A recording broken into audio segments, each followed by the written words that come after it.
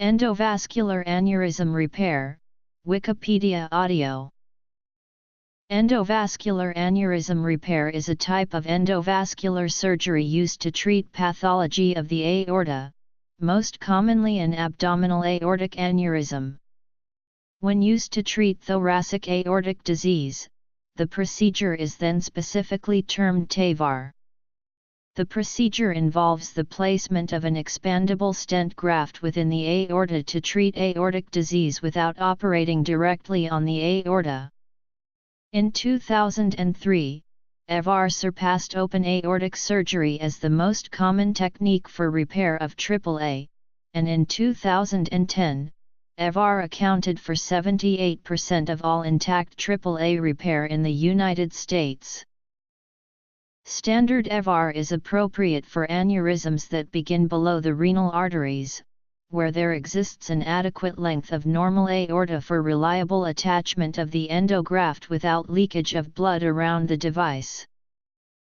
Patients with aneurysms require elective repair of their aneurysm when it reaches a diameter large enough such that the risk of rupture is greater than the risk of surgery.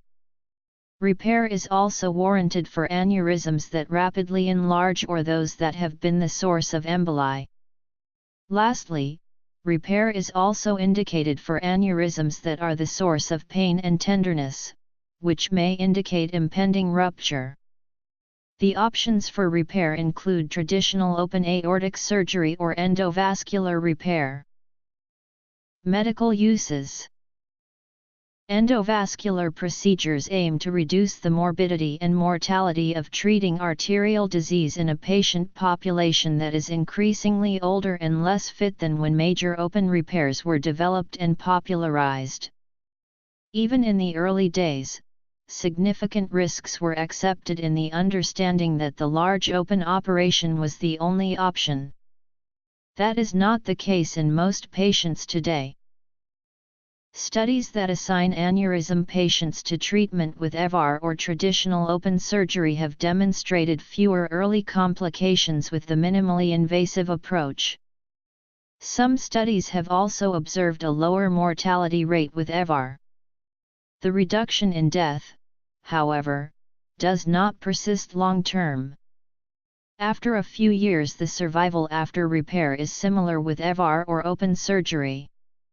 This observation may be the result of durability problems with early endografts, with the corresponding need for additional procedures to repair endoleaks and other device-related issues.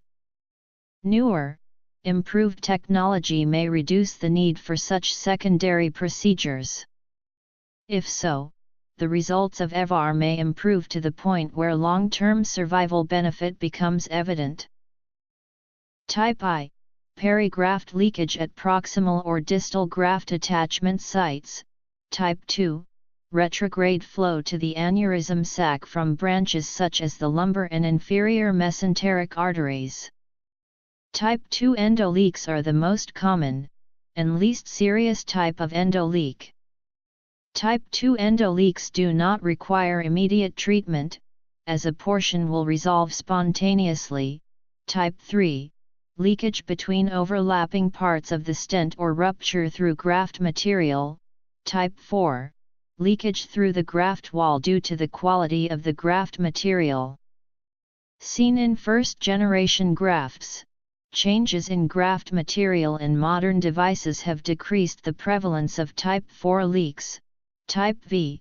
Expansion of the aneurysm sac without an identifiable leak.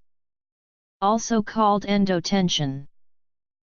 TAVR is also used for rupture of the abdominal and descending thoracic aorta, and in rare cases used to treat pathology of the ascending aorta. Endografts have been used in patients with aortic dissection, noting the extremely complex nature of open surgical repair in these patients. While the results have been excellent, no significant survival advantage has been demonstrable compared with open surgical repair. In uncomplicated aortic dissections, no benefit has been demonstrated over medical management alone. In uncomplicated type B aortic dissection, TAVR does not seem either to improve or compromise 2-year survival and adverse event rates. Its use in complicated aortic dissection is under investigation. Before people are deemed to be a suitable candidate for this treatment, they have to go through a rigorous set of tests. These include a CT scan of the complete thorax/abdomen/pelvis, and blood tests. The CT scan gives precise measurements of the aneurysm and the surrounding anatomy. In particular, the caliber/tortuosity of the iliac arteries and the relationship of the neck of the aneurysm to the renal arteries are important determinants of whether the aneurysm is amenable to endoluminal repair.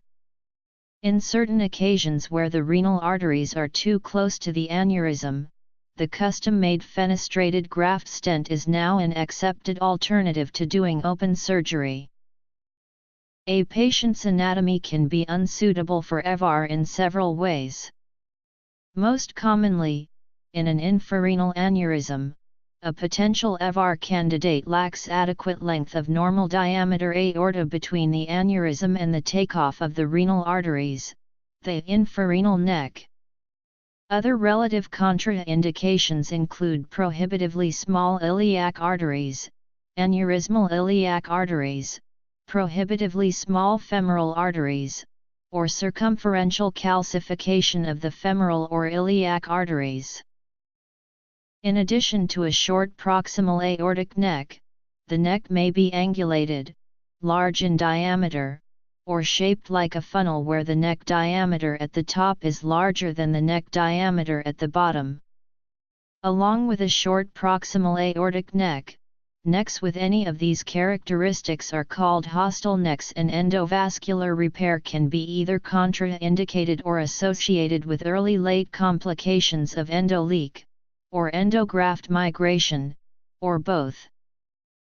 Many of the advances in EVAR technique aim to adapt EVAR for these situations, and advanced techniques allow EVAR to be employed in patients who previously were not candidates. The procedure is carried out in a sterile environment under X-ray fluoroscopic guidance. It is usually carried out by a vascular surgeon or cardiac surgeon, and occasionally by an interventional radiologist, general surgeon, or interventional cardiologist. The procedure can be performed under general, regional, or even local anesthesia. Aortic dissection. Access to the patient's femoral arteries can be with surgical incisions or percutaneously in the groin on both sides. Vascular sheaths are introduced into the patient's femoral arteries, through which guide wires, catheters, and the endograft are passed. Diagnostic angiography images are captured of the aorta to determine the location of the patient's renal arteries, so the stent graft can be deployed without blocking these.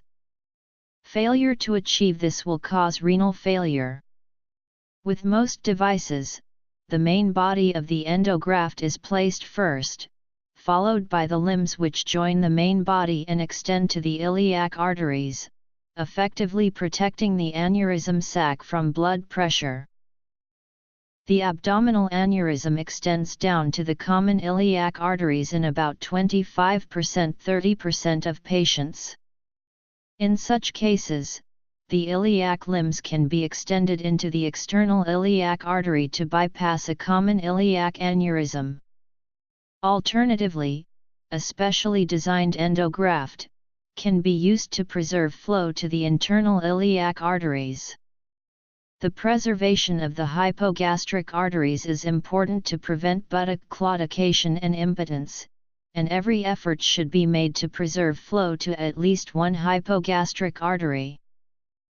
The endograft acts as an artificial lumen for blood to flow through, protecting the surrounding aneurysm sac. This reduces the pressure in the aneurysm, which itself will usually thrombose and shrink in size over time. Staging such procedures is common, particularly to address aortic branch points near the diseased aortic segment. One example in the treatment of thoracic aortic disease is revascularization of the left common carotid artery and/or the left subclavian artery from the innominate artery or the right common carotid artery to allow treatment of a thoracic aortic aneurysm that encroaches proximally into the aortic arch. These extra anatomic bypasses can be performed without an invasive thoracotomy. Another example in the abdominal aorta is the embolization of the internal iliac artery on one side prior to coverage by an iliac limb device. Continued improvement in stent graft design, including branched endografts, will reduce but not eliminate multi-stage procedures. Standard EVAR involves a surgical cut-down on either the femoral or iliac arteries, with the creation of a 4-6 cm incision. Like many surgical procedures, EVAR has advanced to a more minimally invasive technique, by accessing the femoral arteries percutaneously in percutaneous EVAR. Small, sub-centimeter incisions are made over the femoral artery, and endovascular techniques are used to place the device over a wire. Percutaneous EVAR has been systematically compared to the standard EVAR cut-down femoral artery approach. Moderate quality evidence suggests that there are no differences in short-term mortality, aneurysm sealing, long and short-term complications, or infections at the wound site. Higher quality evidence suggests that there are no differences in post-repair bleeding complications or hematoma between the two approaches. The percutaneous approach may have reduced surgical time. In certain circumstances, a specially designed custom-made graft device, which has holes on the graft body to maintain the patency of the visceral arteries, is used for the procedure, which is called FEVAR. When the aneurysm begins at close to the renal arteries, standard EVAR may be contraindicated since there will be an inadequate length of suitable aorta for the endograft attachment. In these cases a fenestrated endograft may be useful, where the attachment of the endograft to the aorta may be placed above the renal arteries with each fenestration opposite a renal artery so that blood flow to the kidneys is maintained. Fenestrated EVAR has been in use in the United Kingdom for over a decade and nationwide early results were published in the journal Circulation in June 2012. Reasons to avoid. Technique.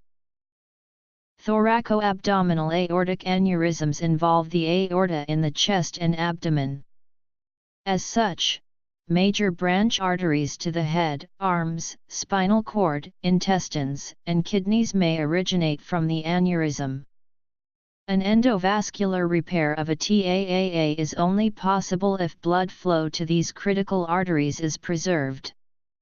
Hybrid procedures offer one option, but a more direct approach involves the use of a branched endograft. Dr. Timothy Shooter pioneered this approach, with a completely endovascular solution. After partial deployment of the main body of an endograft, separate endograft limbs are deployed from the main body to each major aortic branch. This procedure is long, technically difficult, and currently only performed in a few centers. When the aneurysm begins above the renal arteries, neither fenestrated endografts nor endo-anchoring of an infrarenal endograft are useful. Alternatively, a branched endograft may be used. A branched endograft has graft limbs that branch off of the main portion of the device to directly provide blood flow to the kidneys or the visceral arteries. Percutaneous EVAR. Fenestrated EVAR. Branched EVAR. Hybrid procedures. Adjunctive procedures. On occasion, there is inadequate length or quality of the proximal or distal aortic neck. In these cases, a fully minimally invasive option is not possible. One solution, however, is a hybrid repair, which combines an open surgical bypass with EVAR or TAVR. In hybrid procedures, the endograft is positioned over major aortic branches. While such a position would normally cause problems from disruption of blood flow to the covered branches, the prior placement of bypass grafts to these critical vessels allowed deployment of the endograft at a level that would otherwise not be possible.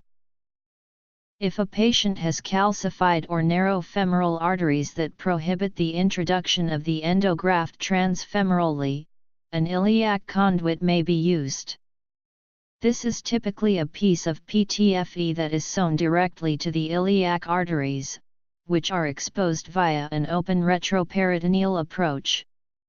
The endograft is then introduced into the aorta through the conduit. In patients with thoracic aortic disease involving the arch and descending aorta, it is not always possible to perform a completely endovascular repair. This is because head vessels of the aortic arch supplying blood to the brain cannot be covered, and for this reason there is often an inadequate landing zone for stent graft delivery. A hybrid repair strategy offers a reasonable choice for treating such patients. A commonly used hybrid repair procedure is the frozen elephant trunk repair. This technique involves midline sternotomy. The aortic arch is transected and the stent graft device is delivered in an antegrade fashion in the descending aorta. The aortic arch is subsequently reconstructed and the proximal portion of the stent graft device is then directly sutured into the surgical graft. Patients with anomalies of the arch and some disease extension into the descending aorta are often ideal candidates. Studies have reported successful use of hybrid techniques for treating comeral diverticulum and descending aneurysms in patients with previous coarctation repairs. Risks. In addition, hybrid techniques combining both open and endovascular repair are also used in managing emergency complications in the aortic arch, such as retrograde ascending dissection and endoleaks from previous stent grafting of descending aorta. A reverse frozen elephant trunk repair is shown to be particularly effective. The complications of EVAR can be divided into those that are related to the repair procedure and those related to the endograft device. For example, a myocardial infarction that occurs immediately after the repair is normally related to the procedure and not the device. By contrast, the development of an endoleak from degeneration of endograft fabric would be a device-related complication. Durability and problems such as endoleaks may require careful surveillance and adjuvant procedures to ensure success of the EVAR or EVAR/hybrid procedure. CT angiography imaging has in particular made a key contribution to planning, success, durability in this complex area of vascular surgery. A major cause of complications in EVAR is the failure of the seal between the proximal, infrarenal aneurysm neck and the endovascular graft. Risk of this form of failure is especially elevated in adverse or challenging proximal neck anatomies, where this seal could be compromised by unsuitable geometric fit between the graft and vessel wall, as well as instability of the anatomy. New recent techniques have been introduced to address these risks by utilizing a segment of the suprarenal portion of the aorta to increase the sealing zone, such as with fenestrated EVAR, chimneys, and snorkels. These techniques may be suitable in certain patients with qualifying factors, e.g., configuration of renal arteries, renal function. However, these are more complex procedures than standard EVAR and may be subject to further complications. An approach that directly augments the fixation and sealing between the graft and aorta to mimic the stability of a surgical anastomosis is endo-anchoring. Endo-anchors are small, helically shaped implants that directly lock the graft to the aortic wall with the goal to prevent complications of the seal, especially in adverse neck anatomies. These endo-anchors may also be used to treat identified leaks between the graft and proximal neck. Arterial dissection, contrast-induced renal failure, thromboembolization, ischemic colitis, groin hematoma, wound infection, type 2 endo leaks, myocardial infarction, congestive heart failure, cardiac arrhythmias, respiratory failure. Endograft migration, aneurysm rupture, graft limb stenosis/kinking, type I/3/4 endo leaks or stent graft thrombosis. Procedure related.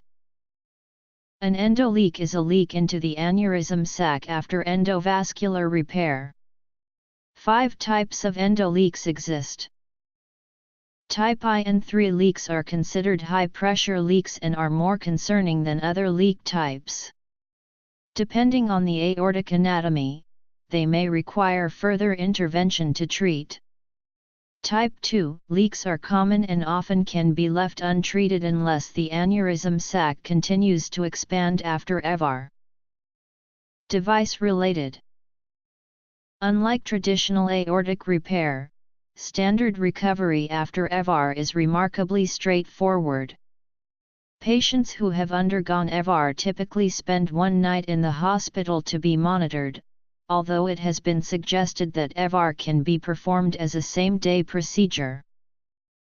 Patients are advised to slowly return to normal activity. There are no specific activity restrictions after EVAR.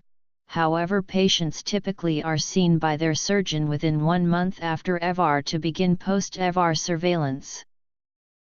Endo leaks. Recovery after EVAR.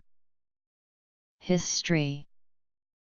Parody introduced the endovascular aneurysm repair to the Western world and performed the first successful endovascular repair of an abdominal aortic aneurysm in 1990. The modern endovascular device used to repair abdominal aortic aneurysms, which is bifurcated and modular, was pioneered and first employed by Dr. Timothy Schutter while a fellow at the University of Rochester. The first clinical series of his device was published from Nottingham in 1994. The first endovascular repair of a ruptured abdominal aortic aneurysm was also reported from Nottingham in 1994. By 2003, 4 devices were on the market in the United States. Each of these devices has since been either abandoned or further refined to improve its characteristics in vivo. Women are known to have smaller aortas on average than men, so are potential candidates for AAA treatment at smaller maximum aneurysm diameters than men. As immunosuppressive medications are known to increase the rate of aneurysm growth, transplant candidates are AAA repair candidates at smaller maximum aneurysm diameters than the general population. Due to the expense associated with EVAR stent graft devices and their specificity to human aortic anatomy, EVAR is not used in other animals. Stenting of coarctation of the aorta using TAVR. EVAR placement in the abdominal aorta. Special populations. Women. Transplant candidates. Other animals. Videos.